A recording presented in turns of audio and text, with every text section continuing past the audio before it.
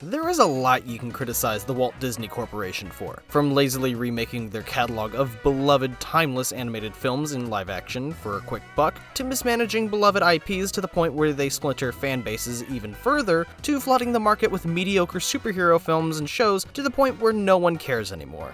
But one of the more insidious things that they've done was shutting down Blue Sky Studios and subsequently canceling the film that they were working on at the time, Nimona.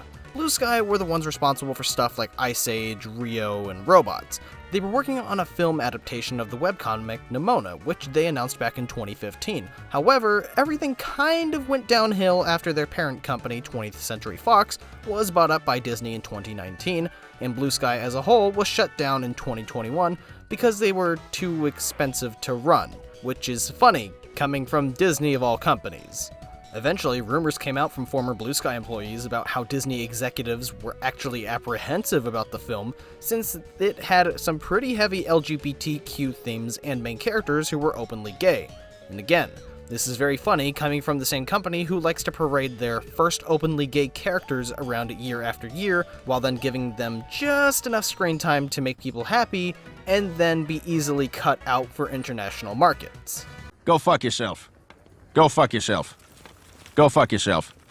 But luckily, the film was saved by Annapurna Pictures, who was able to complete the project from where Blue Sky had left off, and then release it onto Netflix, which brings us neatly into the actual film itself, Nimona. The film takes place in a futuristic medieval kingdom, following Ballister Boldheart, a knight who was framed for murder, and Nimona, a shape-shifting outcast who I can best describe as a lovely little anarchist gremlin. The two team up to clear Ballister's name and to find the real killer and take out the corrupt institution running the whole kingdom. It was really refreshing to see a fantasy sci-fi plot be so simple this time around, especially nowadays with a lot of other ones having a bunch of complex lore to back them up and getting a little confusing at times. Here, it was pretty much just a find the murderer plot, with a lot of the bulk of the story being made up of interpersonal relationships and how characters feel about each other. And that was really nice to see. Even if things like the identity to the real murderer were painfully obvious, or certain events in the story didn't quite make a ton of sense, I think a lot of the individual moments involving characters themselves really held it all together here.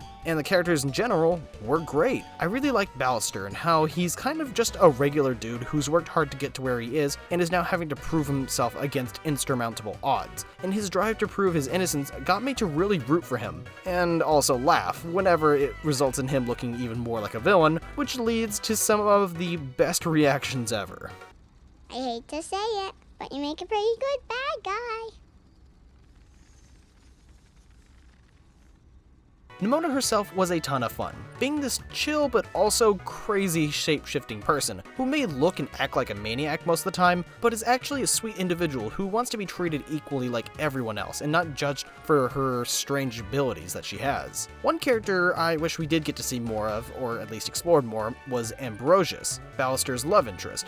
There was a lot to him, such as being a direct descendant of this great warrior and having to live up to them, or how many around him question his drive to hunt down Ballister due to his conflict and interest with his feelings towards him. There was just more I wanted the film to explore with Ambrosius, since he was a big player in the story, and especially because of his relationship with Ballister, since the story does drive them apart somewhat further it goes along. The rest of the characters were alright too, mostly helping either serve the plot or be personifications of the many themes the film tackles, which I think it does incredibly well. You can definitely see the LGBTQ themes throughout the film, whether it be big ones like how the film is about instilled prejudices that have been carried on for years and perpetuated by institutions that run society, to small and simple ones like not judging a book by its cover. I really liked how the film discussed that kind of stuff and seamlessly blended it into the story. I mean, moments like this. Promise me you won't freak out. How can I promise if I don't know what's going to happen? Well, I guess you'll just have to trust me. Why would I trust you? Because if you don't, you're gonna die in this closet. Die? So promise. I promise. Are great, since it can be taken literally as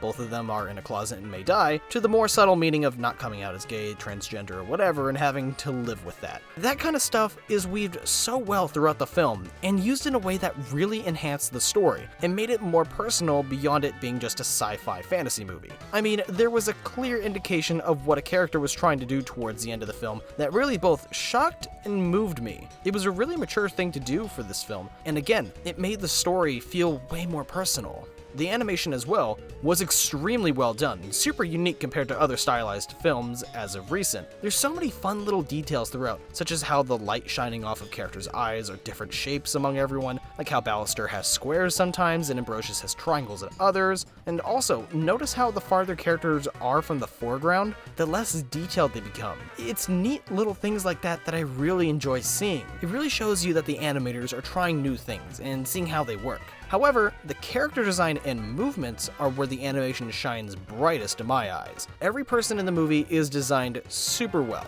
perfectly capturing the kind of character they are while being distinct from everyone else, but especially the fluid movements they all have, with different levels of quickness and sporadicness. Not to mention the super expressive faces they all have, that really help illustrate more of the light 2D elements animation is heading towards more and more. However, I might be the only one that feels this way, but the lighting didn't look all that good from time to time. Certain areas just looked way brighter than they should be, and that might be because of how a lot of scenes look as though they're lacking darker shadows or something.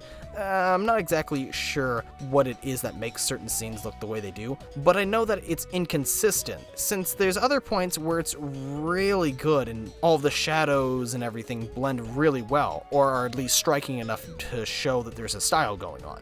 Additionally, that inconsistency isn't helped with how a lot of the backgrounds looked fairly empty, like there isn't a ton going on, or there isn't enough detail in them.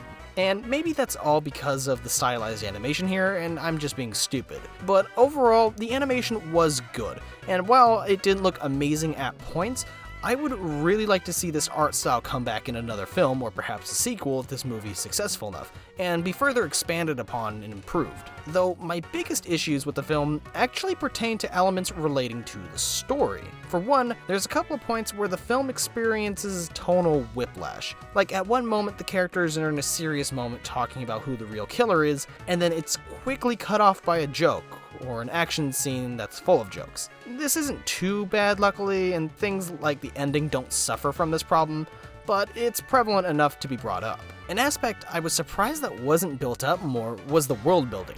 Besides seeing the medieval sci-fi setting and some bits and pieces of the lore, the film doesn't do that much to show off more of its setting. I think something like this would have helped, since there's a bit of a subplot about how Ballister is the first commoner to become a knight. It's hinted throughout the film that there's also some class oppression going on, but the movie never takes its time to really address all that too much, making that area of intrigue a little unsatisfying. I think fleshing that out would have helped give more of a personality and identity to the setting beyond its aesthetic, which I'd say isn't even played around with that much besides the looks alone. Like, for the most part, I'd say it's more sci-fi with a hint of fantasy than a good mixture of the two. It would have been nice to see some more medieval type stuff, but that isn't too much of an issue. What is an issue though is a plot twist pertaining to this legend that's quickly set up in the first few minutes of the film and constantly hinted at throughout it, specifically with how it's fully explained at the end. Now, I don't want to spoil it, so I'll be as vague as I need to be. Essentially, the legend happened differently in the past than what the people of the present kingdom and the audience ourselves were shown. However, the event that happened in the past is so vastly different than what the legend says that it feels a little hard to believe, and even a certain decision made in that past event didn't make a ton of sense, or at least wasn't communicated well enough. Maybe if there was more miscommunication between the characters involved in it, and maybe if something worse happened, then it possibly could have been more believable. But really, those are kind of my only massive complaints with the film. The fact that this movie was able to cheat death and is currently more successful than Disney's recent films and is good on its own merits compared to those films speaks volumes to the quality of this one. I really did enjoy my time with Nimona, and I am happy that it was even released at all. Although I do have some gripes with it, and I do think certain aspects could have been done better, none of that takes away from this really sweet, fun, emotional, and charming film.